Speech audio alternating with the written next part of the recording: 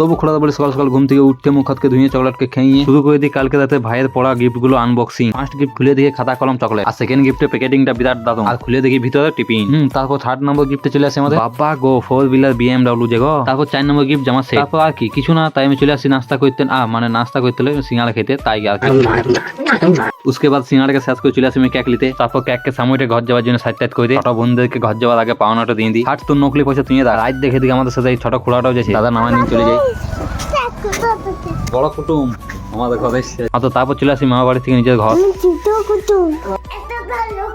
আর রাত দেখে দিকে এসে বলে সচল চ আমি চকলেট খাবো। দিয়ে দোকানে নিয়ে যে মালিক যা আছে তা দিয়ে দিই। তারপর সব কাজ সামনে দিয়ে ফোনটা নিয়ে একটু ঘাটতে বসি, তা করতে দেখি বেটা দিল। আর চার্জ দিতে যাবো কি দেখি ইস শালা চার্জারটা তো আমি শালা ওখানেই ভুলে চলে এসেছি। শালা গেল সব আমার সারাদিন ফোন ঘাটা। কোন রকম করে সন্ধ্যাকাল দিকে একটু চার্জটা করি। আর এইদিকে আমাদের মহারাজটা মন দিয়ে কার্টুন দেখতে ব্যস্ত থাক, ওকে ডিস্টার্ব না করে চলে যায়। তাও তো ঘুরে এসে দেখি ওই মহারাজ আমাদের ঘুমায় গেছে। তো চলো আজকে আমার তত ধরে টাটা গাইস।